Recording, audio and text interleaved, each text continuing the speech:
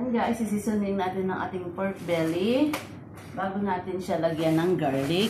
So, alisin muna natin yung mga remaining na mga tubig guys kasi yan ang hindi magpapalasa ng maayos sa ating pork belly. So,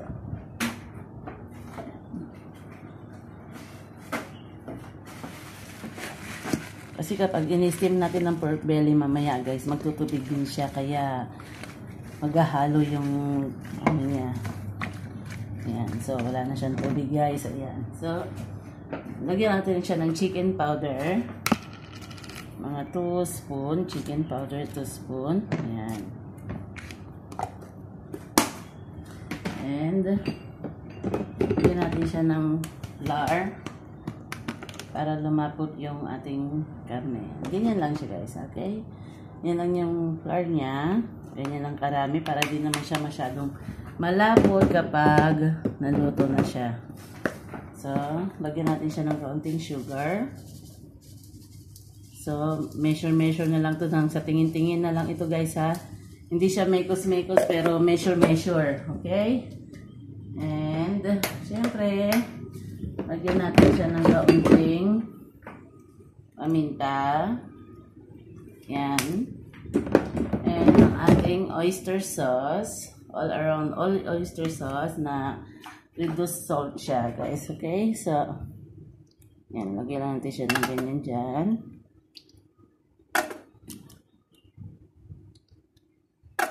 Yan.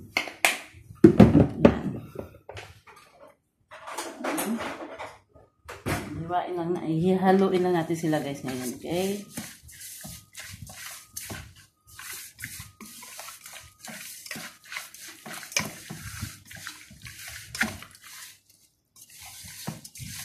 Wow, looks beautiful. Ayan. Ganyan lang yung amount niya guys. Yan. Konti lang ang nilagay kong oyster sauce kasi yung black bean ay maalat din naman. So, ayan. Ganyan lang ang gagawin natin guys. Kailangan lang natin silang i-level. Ibabalance natin yung mga taste para maano sila. Mag-balance yung lasa.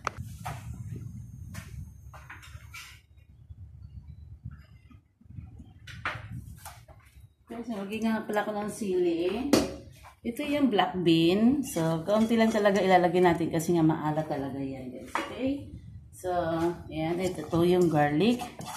Mas maganda, mas maraming garlic ang ilalagay mo instead of black bean. Kasi nga, mas healthy din siya. So, ayan. I-mix up lang natin sila guys ulit. And, hayaan natin sila na marinate ng around 30 minutes. Yan. Total, may gabi pa naman ito. Kaya, yan. Ganyan lang siya guys. Ayan, yung ating black bean pork belly steam later. So, thank you guys for watching. Bye!